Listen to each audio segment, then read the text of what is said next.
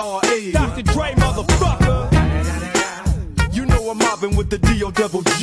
አደረጋለሁ ኮሜንት ለጣፈልኝ ኮሜንት እጥፋለሁ ሼር ያረጋችሁ እንዴት ናችሁ ዩቲዩብ ፋሚሊዎች?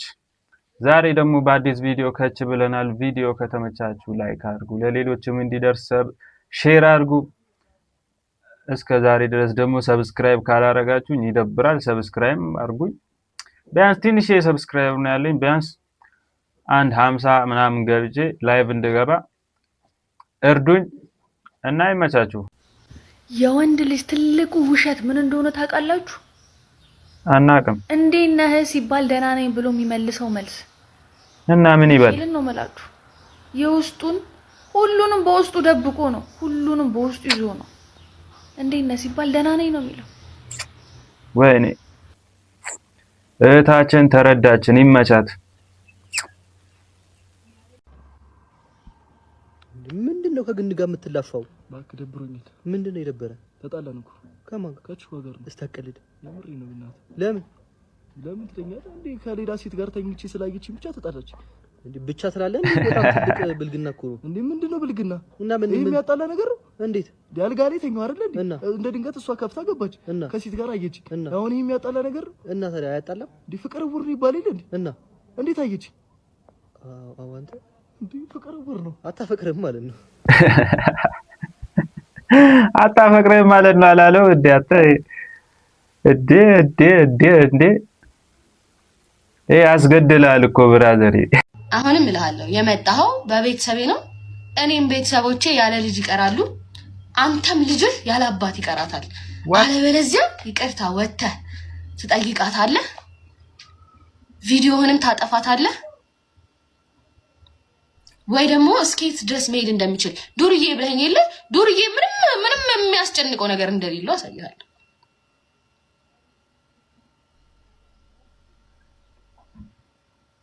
አሳይሃለሁ። እቺ ነው የምለው። ከዛ በተረፈ እንግዲህ እግዚአብሔር ልቦናውን ይስጥህ። ሌላ ምን እልሃለሁ? አስመሳይ ነህ። እግዚአብሔር ልቦናውን ይስጥህ። ሰው ያርግህ። አመረሩት እንዴ እንደ ወላጆቼ እንደኔ አይነት ልጅ ስለሰጣቸው ሲሆን እግዚአብሔር አምላክ እንዳንተ ያንተ ልጅ ስላላረገኝ አመሰግናለሁ። እንኳን አንተ አባቴ አልሆንኩም፣ ለልጅህ አዝናለሁ። ነገ ልጅህ ችግር ውስጥ ቢገባ ቪዲዮ ሰርተህ ትደፋዋለህ። ባይ ዘ ወይ ቪዲዮ ትሰራበታለህ። አስሎንግ ገንዘብ እስካስገኘልህ ድረስ አንተ ለማንም አትመለስም። ልጅ ላይ ትሰራበታለህ አንተ ነገ ቪዲዮ። ስለዚህ እንደዚህ አይደረግም። ፈጣሪን አታታልልም። እሺ እኔ አባት እስቲ ሌላኛውን ቪዲዮ እናያለን። ለቲክቶከር ሐና ግዴ በአስቸኳይ እንድረስላት ቅድም ስታወሩ ነው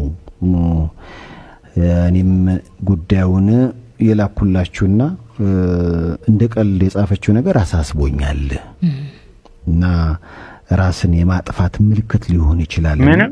በተለይ ሶሻል ሚዲያ ላይ ያሉ ሰዎች አሁን ላይ አሳሳቢ ሆነው ለነገራቸው ጉዳዮች ያሳስቡኛል። እንግዲህ የተባለ መልእክት ደርሶናል። ይሄ የሶሻል ሚዲያ ላይ አለመግባባቶች ወይም ደግሞ ሰዎች ላይ የምንሰጣቸው አስተያየቶች በጣም ጎጂ ናቸው። እንግዲህ ኔጌቲቭ አሉ አይነት ነገር የሆኑ አስተያየቶች በአስቸኳይ እንድረስላት ብለው ጽፈውልናል።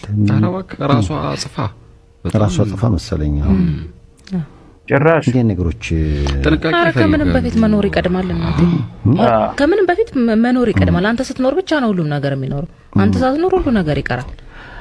ባለጌው ደስ ይበለው ብዬ ነው። እኔም በጊዜ ከጌታዬ ጋር መሆኔ ይሻለኛል። እዛ እንደውም እህቴም ወንድሜም ይጠብቁኛል። እኔም ናፍቀውኛል። ከቦኒ ጋር ሆነን እንጸልይላችኋለን ጭራሽ እና ዘና ብላችሁ ኑሩ፣ ይስፋችሁ አበቦች ብላን ይላከችው ነው የሚለው። እንግዲህ ኦኬ እንዴ ይሄ ማለት እኮ ሲሪየስ ነገር ነው። በጣም ሲሪየስ የሆነ ነገር እኮ ነው። ምን ተፈጥሮ ነው? ሰሞኑን እንደዚህ አይነት የማህበራዊ ሚዲያ ምልልሶች አሉና ግን እዚህ የሚደርስ ከሆነ በጣም ከባድ ነው ማለት ነው። አይ ቲንክ ጫፍና ጫፍ ሆነን የምንሰጣቸው አስተያየቶች የሰው ልጅ ላይ የሚፈጥሩት በጣም ጎጂ ነው የሚሆኑት። ዝም ብሎ የሚጻፉ ኮሜንቶች ሁሉ ነገር ያን ምክንያቱም ማንኛችንም ሰዎች ብንሆን ንጹህ አይደለንም። ስለዚህ መስጠቶች እና ይሄ ነገር በጣም ወደ ደባሪ ነገር እየሄደ ነውና ወደ ይቅርታ ቢሄዱ ቶሎ አሪፍ ይሆናል ብዬ አስባለሁ። ሴትን ሀብታም ነኝ ብለ ስትቀርብ ለምናረጋለሁ ሄሎ ዮሴፍ የናቴ ልጅ ይኸው የቤት ኪራይ ደርሶብኝ ዛሬውኑ ማታበጣ ከሆነ ከቤት ትባረራለህ እኮ አለኝ አከራዩ። በቃ የውጭ ነው 500 ብር ነው የጎደለኝ። እሷ ሙላልኝ በእናትህ አጥንት ይዣለሁ አብረን ያደግነው ቤቲ ጋር እየሄድኩኝ እሷ ጋር ሳልደርስ ላክልኝ በእናትህ ሀብታም ነኝ ብዬ ታውቂ ይኸው እንትን እያልኩ እኮ ነው። አው ምን ላርግ በእናትህ እኔ አባት ምን ላርግ ነው? እስኪ ቆይ እንዴና ቤቲዬ ኖ ዌይ ዮሴፍ ለምንድን ነው እንደዚህ የተልመጨመጨ ስራ የምትሰሩት? መኪናው ይግባ በቃ ክብሮ ማያስቸግርም። ወደብ ላይ ያለውን ነገር እኔ ነኝ የምጨርሰው እንዳለ ኮንቴነሩ ይግባ። እንደውም ከአንድ አመት በፊትና አንድ አመት የሞላው የቲንደር አካውንት መግዛት ስለጀመርን ያው እዚህ ጋር ሜንሽን ባረግነው አካውንት እየገባችሁ አውሩት። ሁላችሁም ጓደኛዬ ነው እየገባችሁ መሸጥ የምትፈልጉ አውሩት። አዎ እንደዛ ነው ቤትዬ። አንድ 500 ሺህ ብር ልክ ኦኬ እሺ ቻናል ስማ ዮሴፍ ምን ላርገው ቤቲ እንኳን እንታት እኮ ስማ 500 ወላሂ አከራዩ በር ላይ ትወጣለህ እያለኝ ነው። ታስገባለህ የናቴ ልጅ ደሜ አመሰግናለሁ የኔ አባት ክበርልኝ እሺ። እኔ ልጉም እኮ ነኝ አውቃለሁ ጸባዬን አውቀዋለሁ። እሺ ቤትዬ ያው አንዳንዴ ሰራተኞች እንዲህ እያተልመጨመጩ ያስቸግራሉ። ኦኬ ይገባኛል። ካላባረርኳቸው እንደውም አይሆንም። እንሂድ። አንዳንዴ ስትተዋወቅ በማንነቱ መተዋወቅ ነው፣ የሚፈጠር ነገር የለም። ከማዋሸት ይሻላል። ቪዲዮን ደግሞ እስከዚህ ጋር አይታችሁ ሰብስክራይብ ያላረጋችሁ ደግሞ ሰብስክራይብ አድርጉ። አሁን ይፈታል ብለህ ታምነኛለህ? እኔ ደግሞ ጫት ነው የመሰለኝ። ከስታር ስለከለከለ በአቡጀዴ በሆነ በሰለባጅ ነገር ጠቅለለ ደግሞ እኮ ልብስ አልበሰታ ስጨብስ በምን ነው የምትንገዳገደው?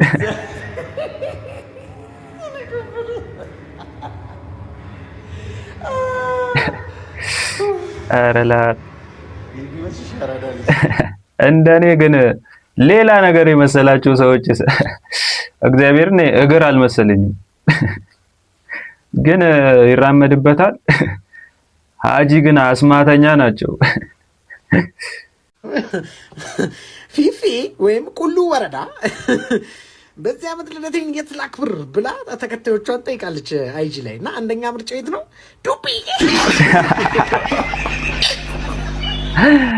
ዱባይ ለማለት ነው ዱብ ያለችው። አረ ይሄ ምንድነው? በሳይክል የተላከ ጫት ይመስላል። ና እስቲ ብራዘርስ እንደነስ አንቺ አዝናኑኛ። በቃ ይሄ ቁመቱ ምንድነው የሚያክለው? ብራዘር እንዴ ማዘር እኮ እሱ ነው እርጉዞና ሲክስ ፓክ ነበራት እኮ። አትሳቅ ደግሞ ፊትህ ጽንስ ያስወርዳል። ከእርጉዞች ራቅ ብራዘር። ምንድነው የሚመስለው? በእናትህ ሁለት ጊዜ ምራቁን ቢውጥ እኮ ሽንቱ ነው የሚወጥረው ሰው እኮ ነው። ምን ያክላል ቁመቱ በእናትህ? ዲ አንተ አታፍርም እንዴ? አንተ እኮ የሚያምር የሌሊት ወፍ አይመስልም? በፊት እኮ ጥርሱ እንደዚህ ወደ ጮቶ እኮ በብሬሳውን ተመልሶልን። አንተ ኩታ ገጠም እርሻ የመሰልክ ሰውዬ ጥርስ ራሱ ተራርቆ ሄዳ አጥራር እንደ ይመስሉ። በዚህ ቁመት እኮ ጥላ ብትይዝ እኮ የጅብ ጥላ እኮ ነው የምትመስለው። አይንን ብርድ የሚመታ ሰውዬ